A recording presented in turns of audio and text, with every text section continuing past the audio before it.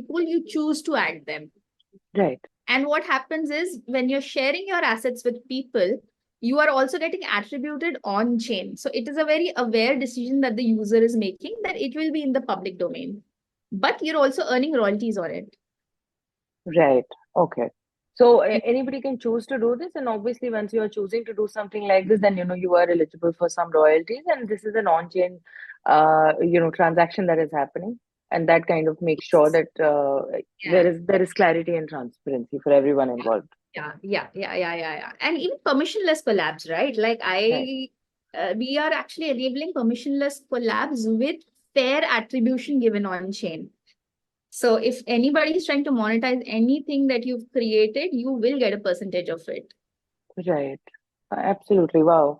I think this is a wonderful opportunity, right, for NFT artists to unlock it, to be a part of a community, and also to be able to perhaps collaborate with the other fellow artists. It's all about building bridges, so to say, and you guys are doing it wonderfully with communities, creators, tools, and opportunities. So, how are these connections really being facilitated? Like, I think I would love to know a little more about how you guys have been able to build on this community so far, because a lot of people struggle with it. Just the building of community aspect and finding the right people. See, so here the platform is actually for three different kind of stakeholders. One, so we are not just B2C, we are also B2B. Hmm. So, for example, we've already partnered with 6, 7 different communities and hosted like content creation contests with them. We tied up with Firefly, which is like a Web3 social aggregator. So they gave Hmm. us their branded assets, and they gave us some background, some stickers, and they asked people to make memes around the concept of making friends and not FOMO. Hmm. And people gave us such wonderful entries. So that was like a fun way in which retail users made some money by participating. Right. But but our partner also got a fresh market to capture. They got new users. They connected with the market that, or future community that they wouldn't have able to tap otherwise. And these are the kind of creations that actually people put out. So it's a very organic way of connecting communities with new users and also rewarding their existing users.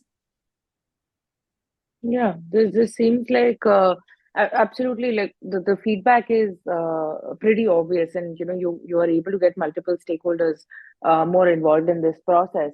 But again, to the question about starting off and getting, like, building a community is a little like a chicken and an egg problem. That you Right. might have all of these wonderful artists who are putting out their work out there, but you might not be able to get the B2C or the B2B users and invested in the platform or interested.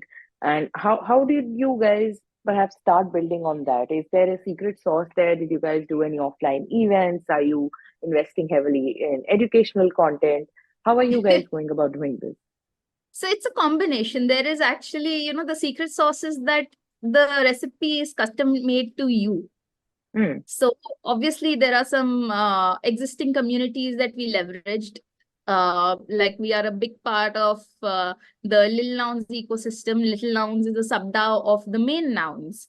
So obviously we sort of, did some growth hack there. We participated in their marketing challenge, and we showed them how good the tool can be for proliferation of your brand. Like we are propagating your content very easily because Nouns is CC0. So there is literally like no what do you say barrier to using their assets, right? So they had a Right, market found out, and we showed them the kind of organic growth led by content that's possible. right. And we won the round with top votes. So obviously we captured that market. So we got some new creators from the Nouns ecosystem getting curious about this DApp, and now they do regular drops with us. Wow, okay. Yeah, so I think it's So always about basically finding that one niche or one community where you can shine, and that can create a bit of yeah, a network effect, right? correct. And through this, we got in touch with a lot more communities. Some gaming companies reached out, so we did some contests for that gaming community. The creators from that gaming community, who came just for the contest, we funneled them into using this this content creation tool for their personal branding. So, people come via contest, but then they realize the value that they can extract from this DApp, is very easy to understand. So they stick around. So the winner of the gaming background skin creation contest that we hosted, that lady sort of brands herself as the mermaid of the blockchain. And now Right. she's putting out content as the mermaid oracle. And every day she uses our tool to make one content piece that she can post out. Wow. Okay. This is wonderful. I think in this day and age, there is always something, one can really find their community, at least in the virtual world, Yeah. and they can really figure out a way to perhaps monetize their niche or their strength. And that is what is wonderful about the way tech is growing at this moment. In your view, why do you see decentralized social networks taking the lead over other areas such as, say, the metaverse? How do you envision the role of NFTs in shaping, say, the future of social interactions on the internet? Like you gave us a good example in the beginning where we were talking about some real life use, but how do you think NFT use is going to change the way users interact virtually? So amazing question. Like again, we covered ground that the way we know is NFTs are evolving. Like NFTs started out as speculative assets, but now NFTs are actually, they can also be used to track who followed whom when on the blockchain. So, largely as I predict, NFTs are going to play a huge role in content creation, brand marketing, etc., etc. And Web3 social is a proof of that. So, the key difference between Web2 social and Web3 social, people say data privacy and all that. ऐसा नहीं है. Users don't care about data privacy. We still Yeah, use AI and we share our deepest secrets with AI and stuff like that, right? We still yeah, post yeah, Instagram and we share our content. ऐसा नहीं है. People are not really that concerned about data security. Okay, what people want is a connection. And absolutely. and what NFTs do is they make these connections more tangible. They make it more real. They bring all these social graphs and everything on chain. So okay, to break it down even further, see, we all use Twitter, and Hmm, Twitter is highly centralized. So what it means is Elon Musk one fine day can decide that what you put out is not fitting into his community standards, and he can block you from Twitter. So right, all the users that you accumulated, all the followers that you have, your 1 million followers that you've grown over 10 years on Twitter, they can go away in 1 second. And that's happened to me. Cybershakti account was banned by Twitter. right, I lost all my followers. And in this trustless space, your social presence is the one point of trust that your stakeholders have, right? That right, okay, this creator is on social and people follow them and people I know follow them, and that's your credibility, and centralized platforms can take them away. Secondly, my followers on YouTube and my followers on Instagram are not the same. I right, need to have like a different content strategy everywhere. And, my followers, I need to funnel them from one platform to the other everywhere. Thirdly, what happens is, who is making money on Web2 socials? Tell me, who's making money? How money flows is brands sort of sponsor, they want to do like these sponsored branding exercises where right, they approach a platform ke upar aapko you get like these influencers who are putting out impressions, and then there are end consumers who are engaging with the content. But hmm, then the users who are actually spending time engaging with your content, commenting on the content that your paid post is putting out, these users are not getting anything of it. Influencers making some money, platform is making a little more money, but that is the end of it, right? Of right, how we digital marketing. Um, Everything changes in Web3 social just by the simple technology of an NFT. Now, right, let me explain. What happens is users are actually incentivized on chain for amplifying my content. So you as a follower see my content on, Hmm. say, a Web3 social platform, say on Lens protocol, because I know that ये contracts वहाँ पे live हैं. What happens is if you retweet my post, that means you're amplifying my content. And if Hmm. somebody sort of engages with my content via your repost, if they end up buying or collecting anything, you get an on-chain share. Okay. Yeah. So it's just affiliate, but put on chain. Right. And even just for and even if nobody buys it, I can still incentivize you for amplifying it, because the smart contracts are designed in certain way. But as I said, on the front end it's very simple. You're just retweeting. तुम सिर्फ एक button दबा रहे हो. If you follow me on a Web3 social platform, you're just clicking a follow button. You do not have to do anything scary. What happens is backend पे एक follower NFT है that gets dropped into your wallet, which if you Right. go to OpenSea, you will find in hidden corner somewhere in the hidden files. It's not even on your like main wallet. It's not spamming your anything. But Hmm. that airdrop NFT actually serves as a proof on chain that you followed me on certain day. And what happens is in future, I will know who followed me exactly when, because every token ID is different. So in future, if I get to like say 10 million users and I want to reward my earliest backers, I will know who were my earliest backers and I can reward them appropriately. Right, right, absolutely. That is the beauty of, all of these on-chain transactions and basically, yes, creating perhaps a social Yeah. network and social interaction community Yeah. in the decentralized space because, the proof is there and it is decentralized in nature, so it's not like it can be tampered with. And that itself, I think, should be a big factor in why people should look more and more at building solutions in the decentralized space.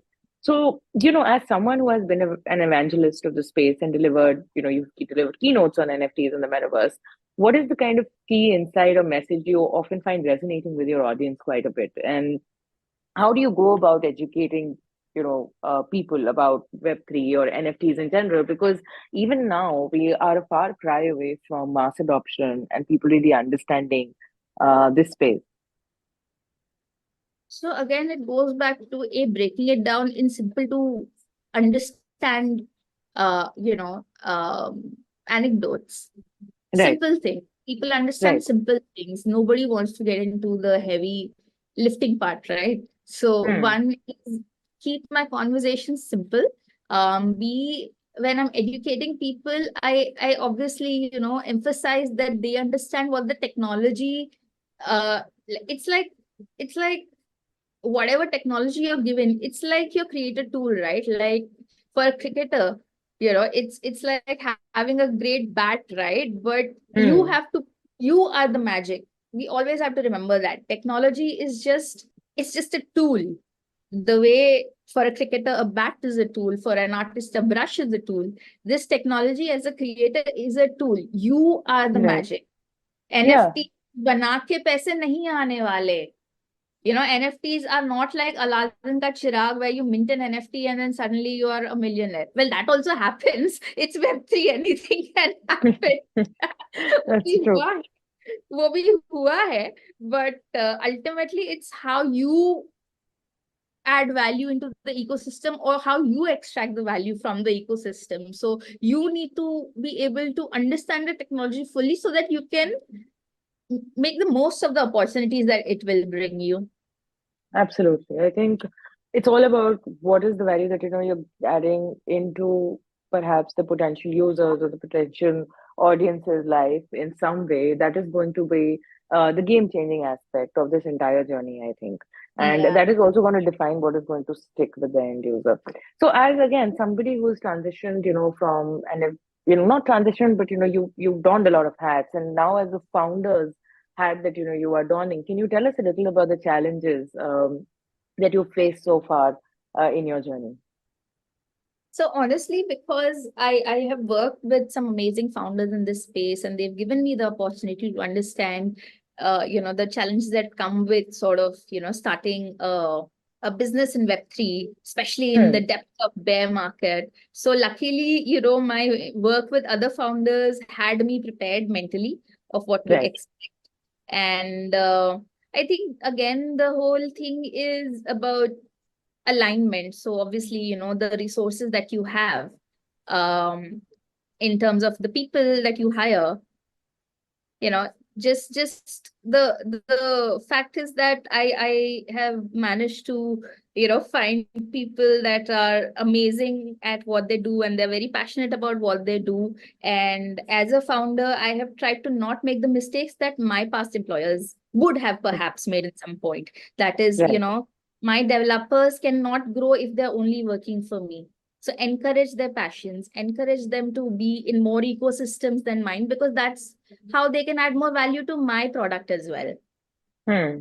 So we have Wow. a, yeah, like my That's a very refreshing view. Like usually people are very, they don't want to perhaps have their team members be a part of several ecosystems in a full-time manner, perhaps. Maybe what you're encouraging more growth and learning, right? And I think that is great, because that is something that does help because an individual's growth ultimately contributes to the company growth.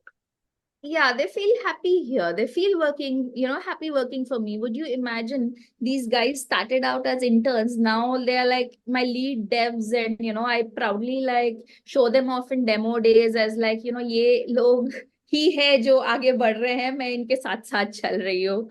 And I think ensuring that I've nurtured my resources well is what makes me very happy as a founder. And that eliminated all my challenges of retaining talent, of getting the right people to do the job, because they are so happy here, they only bring other people to join. Right, right. Again, the network effect kicks in, right? If somebody is happy, Correct, then they would obviously like, want to get other people involved as well. correct, Wonderful to correct, know. This correct. this is this is beautiful. Yeah. Yeah, and they they sort of joined me knowing that I was a figure in the space, who sort of is always innovating. So that trust factor also played in a key role here, because they knew किसके साथ जा रहे हैं. And to me, because see, I'm not like a non in the space, right? Hmm. Like I am cyber Shakti, and अगर शक्ति कुछ कर रही है तो सोच समझ के बना रही होगी. Right. Because to me, my credibility is everything in the space, right? Right. Yeah. Absolutely. Yeah, so I had more to lose in that sense. Uh, Right. So obviously that kind of is there, and that can be a driving factor for you to really take on the bigger challenges and move forward. yeah. But it's good that we push each other, and seeing their passion also keeps me, confident that I'm going in the right direction, and this is how I want to continue going as well. So just been happy go lucky, I guess. And we do work hard. So like every day, these like 2 hours we connect with each other, jam with each other, set goals together. We ideate on where we want to go from here. We've Right. already done and delivered the MVP, and we have a working product. It's an alpha. It's getting closer to beta launch right now. So, where do we want to go from here? Do we want to focus on the infrastructure? Do we want to focus on the creative tooling? Do we want to add a social layer to this? Like I have a team member who was very passionate about doing in the social space, right? And I was like, बाहर क्यों जाना है? बाहर उसने कोशिश की एक दो बार, he didn't get a good response, discourage हो गया. I said, patience. We are already multi-chain. We are present on Solana. We are present on like EVMs, all EVMs, Optimism, Base, Zora. So we already like integrated into Farcaster, into Lens. I was like, hey, like we ourselves, our product us itself is like a social hub, right? So how difficult is it for us to add a social layer to this? And Right. so it's like we grow together, and whatever that we're doing is like it's thought through. Like we experience these new products and chains, and then we identify that okay, this is where we see a lack, and maybe this is how we can add value back to the product. Right, absolutely. It's basically like a organism in itself, and now wherever you are seeing that there is a gap, you are trying to plug it in, and obviously with the amazing team. one can really move mountains. So what is like a next big milestone for you guys? So for us, the big next milestone is going to be opening up for beta. So currently, we are in closed alpha, and Hmm. we have about 30,000 clicks on the tool. We have around, say, 300 users who are recurrent, who are coming again and again, and making different stuff. And we've already done like 7, 8 partnered campaigns. So I think the big thing will be to just open it up for more and more people. And when do you expect to do that? So around Jan end. All right, awesome. So looking forward to that. I think a lot of people would want to check out the tool and be a part of this movement as well.